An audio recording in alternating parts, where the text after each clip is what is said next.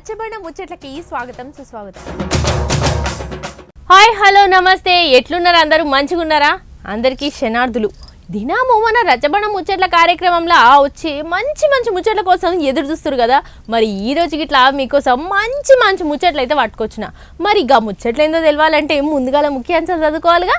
గట్టెనక వార్తలు షురూ చేద్దాం. చలో మరి. మొన్న మాజీ కేంద్ర మంత్రి వెంకయ్య నాయుడు సార్కు అట్లనే మెగాస్టార్ చిరంజీవి సార్కు పద్మవిభూషణ్ అవార్డులు దక్కినాయి.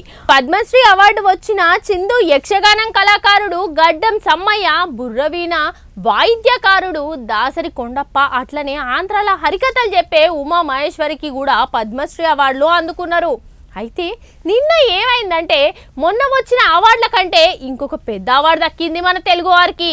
అన్ని మంచి శకనాలే అవుతున్నాయి, మనం అందరం గర్వించదగ్గ విషయం.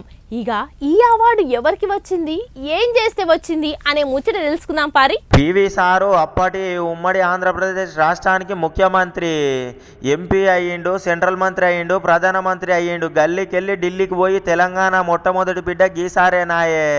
ఇక లాయరు, లీడరు, ఆర్థిక సంస్కరణల పితామహుడు, బహుభాషల కోవిదుడు మన తెలంగాణ పివి అని పిలుచుకుంటాము.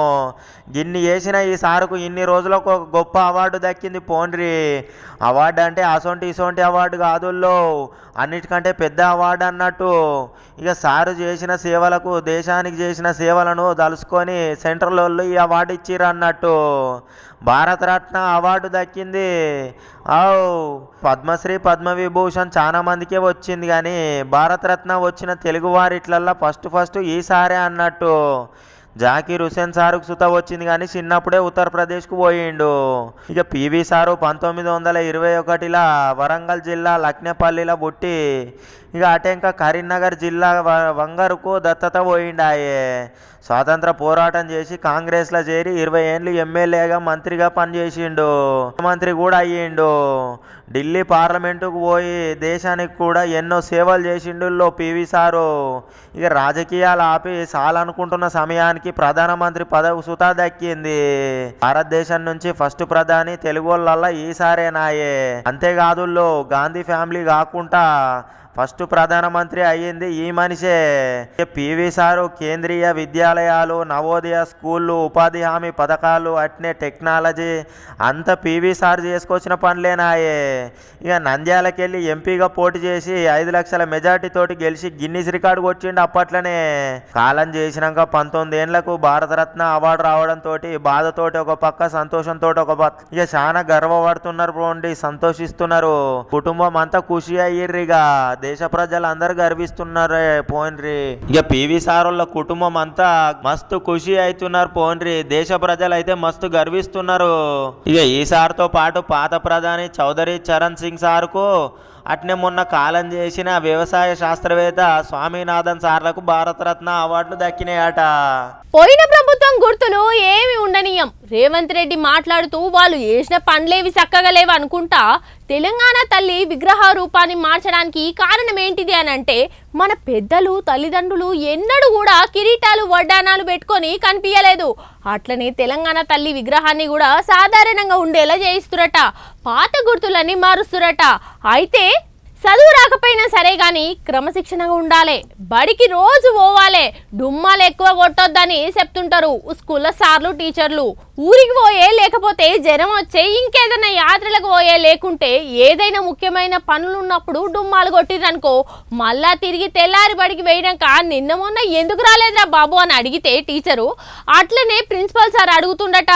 అగో సేమ్ గట్లనే అసెంబ్లీలో ముఖ్యమంత్రి రేవంత్ రెడ్డి అడిగిండట. మరి ఆ డుమ్మ కొట్టింది ఎవరు, ఎందుకు రాలేదు, ఏం కథనో ఓ పారి అడుచుకుందాం రారి. ఆ అసెంబ్లీ కాడికి పోయేద్దాం పారి. ఇక మన మాజీ ముఖ్యమంత్రి కేసీఆర్ సారు ఆయన ఎర్రవెల్లి ఫామ్ హౌస్ల కింద వాడి తొంటిరిగంగా ఒక 2-3 నెలల రెస్ట్ తీసుకొని ఆయన మధ్యలో ఒకనాడు గజ్వేల్ ఎమ్మెల్యేగా ప్రమాణ స్వీకారం చేసిండు. ఇక ఆటంక పార్లమెంట్ ఎలక్షన్ల గురించి బాగానే చర్చలు నడిపిస్తున్నాడు. ఇంటికాడ మీటింగ్లకైతే ఇరాం లేకుండా నడిపిస్తున్నాడట. ఇక మొన్న తెలంగాణ భవన్కు సుతా వచ్చే, కాకపోతే అసెంబ్లీకే డుమ్మలు బాగా కొడుతున్నాడు పోండ్రి, మొత్తమే వస్తలేడట. ఇక గీ ముచ్చట మీద రేవంత్ రెడ్డి అన్న మాట్లాడుకుంటా ఏమన్నాడో ఇన్నుండ్రు ఒక పారి.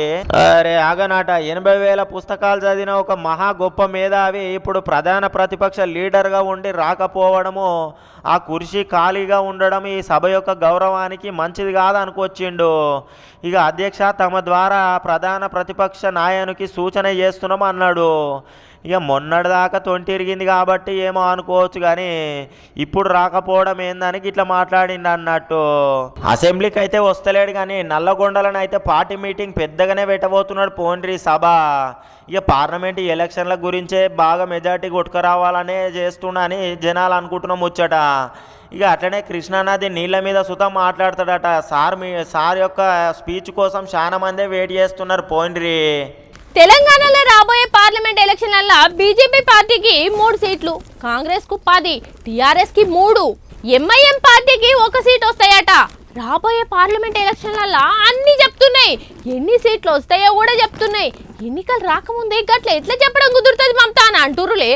అయితే ఇది నువ్వో నేను అనుకుంటున్న ముచ్చట కాదులో, టుడే హిందీ ఛానల్ వాళ్ళు సర్వే చేసి చెప్పిన ముచ్చట. మరిది మన తెలంగాణ ఓటర్లను అడిగి తెలుసుకున్న సర్వేలో తేలిందట. దాని ప్రకారం ఈ తీరుగా సీట్లు వస్తాయని అంటుర్రు. తెలంగాణలో ఇంకేం జరగబోతున్నాయో అట్లనే ఆంధ్రాలో కూడా ఎంపీ సీట్లు ఏ పార్టీకి ఎన్ని సీట్లు పోతున్నాయో ఓ పారి డీటెయిల్ కడుచుకొద్దాం పారి. రాబోయే పార్లమెంటు ఎలక్షన్లల్లో ఎవరెవరికి ఎన్నెన్ని సీట్లు వస్తున్నాయో చెప్తాం ఇనుర్రో పారి. ఇగో బీజేపీ పార్టీకి 3, అట్నే కాంగ్రెస్కు 10 సీట్లు వస్తాయట, బీఆర్ఎస్కు 3 సీట్లట, ఎంఐఎంకు 1 సీట్ వస్తుందట. ఇది అంతా మేము చెప్తున్నాం ముచ్చట కాదుల్లో. ఇండియా టుడే హిందీ ఛానల్ వాళ్ళు చేసిన సర్వే ప్రకారము ఇగో గిన్ని సీట్లు వస్తున్నాయట. ఇక 5 ఏళ్ళ కిందికి ఇప్పటికీ 1000కి 7 పెరుగుతున్నాయి అన్నట్టు. కారుకు 6 సీట్లు లాసు, బీజేపీకి 4 ఉంటే ఇప్పుడు 3. ఇక ఈ లెక్కన చూసుకుంటే, ఈ సర్వే చేసిన లెక్క ప్రకారం చూసుకుంటే ఇప్పుడు నా అధికార కాంగ్రెస్ మళ్ళా రేసులో దూసుకోపోయే ప్రమాదమో ఉన్నది పోయిండ్రి అందరికీ.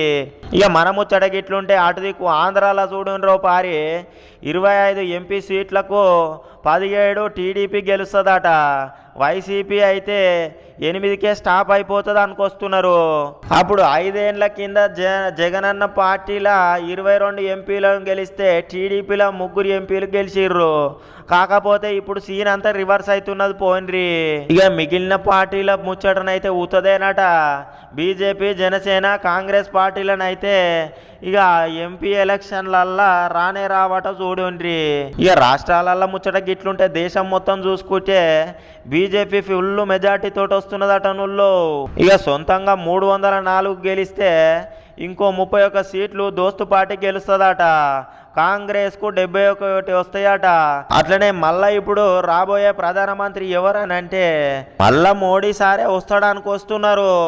ఇప్పుడు చేసిన సర్వే ప్రకారం ఇది. అప్పుడు చేసిన ఓట్లకు ఎట్లయితుందో చూడాలి మరి. అన్ని బద్రీనాథ్ సినిమాల కృష్ణ భగవాను వేణుమాధవ్ మధ్య జరిగిన కామెడీలా గుండ్లు కొట్టరా జేబులు కాదు అని అంటాడు అల్లు అర్జున్. అట్లనే వాళ్ళ మామ మెగాస్టార్ చిరంజీవి ఇంద్ర సినిమాల బ్రహ్మానందం ఏవిఎస్ ధర్మవరపు సుబ్రహ్మణ్యం ముగ్గురు కలిసి దొంగతనాన్ని వేసి బంగారాన్ని ఇది నీకు ఇది నాకు అని అనుకుంటా పంచుకుంటారు. అగో సేమ్ అట్లనే అవినీతి చేసి లంచం తీసుకొని పంచుకుంటున్నట. శిష్యుడు ఎక్స్ డైరెక్టరు శివబాలకృష్ణ గురువు ఎవరో బయటపడిపోయింది పోయిండ్రి ముచ్చట. ఐఏఎస్ అరవింద్ సారే నటనుల్లో శివబాలకృష్ణ సారు ఆయన 500 కోట్ల అవినీతి చేసిండని లంచం గుంజిండని ఏసీబీ వాళ్ళు అరెస్ట్ చేసిర్రు కదా. గంత పైకం 7 కూడా కొట్టినవు, నీ వెనక ఎవరున్నారు బలమని గట్టిగా అడగబోతే సారు పేరు చెప్పిండటనుల్లో. ఇక బిల్డింగ్ల పర్మిషన్ల కోసము వచ్చిన పైకం అంతా అందులో సగము లంచం మొత్తం వాటా పోయిందట ఈ సారుకు సూత. బాలకృష్ణ సార్ సుత తీసుకున్నాడు అన్నట్టు. హెచ్ఎండిఏ మాజీ డైరెక్టర్గా అయితే అరవింద్ సారు, హెచ్ఎండిఏ పాత కమిషనర్గా ఇక ఇద్దరు కూడి ముద్దుగా బిజినెస్ చేసిర్రు అన్నట్టు. ఇగో నార్సింగ్లో ఒక కంపెనీకి 12 ఎకరాల భూమిల పంచాయతీలా ఇక పెద్దసారి చెప్తేనే చిన్నసారి ఇచ్చిండట పర్మిషను. బిల్డింగులు కట్టేటందుకు పర్మిషను ఆయన చెప్తేనే ఈయన ఇస్తాడన్నట్టు. ఇంకొక కంపెనీల పర్మిషన్ కోసం చూడండి 10 కోట్లు డిమాండ్ చేస్తే అడ్వాన్స్ కింద అరవింద్ సార్కి ₹1 కోటి ఇచ్చిరట. ఇక మహేశ్వరంలో ఒక బిల్డింగ్ కోసము ఆయన ₹1 కోటి ఒక ప్లాట్ తీసుకున్నాడట నువ్వు ఐఏఎస్ గారు. ఏసీబీ నోటీసులు ఇస్తాడేమో చూడాలి మరి ఎట్లెట్లయితుందో. గింత అవినీతి చేస్తున్నా కానీ ఇన్నొద్దు పొద్దుల సంది ఏం చేసిరో ఏమో పోన్రి 100 కోట్లు ఆయనతో కమాంచుకుంటున్నారు ముద్దుగా. ఇదంతా ప్రజల సొమ్మేనాయే. ఇంత కష్టపడుతుంటే కుబేరుల దగ్గరికి చేరుకుంటున్నది ఆటంక లచ్చం రూపంలో. ఇక ఈ నాయకులే దొబ్బుకపోతున్నారు పోన్రి. చూసిరు కదా ఇయాల్టి రచ్చబండ ముచ్చట్ల తీరు ముచ్చట్లు. మరి రేపొచ్చే రచ్చబండ ముచ్చట్లో మళ్ళీ కలుసుకుందాం. అంతవరకు సెలవు మరి.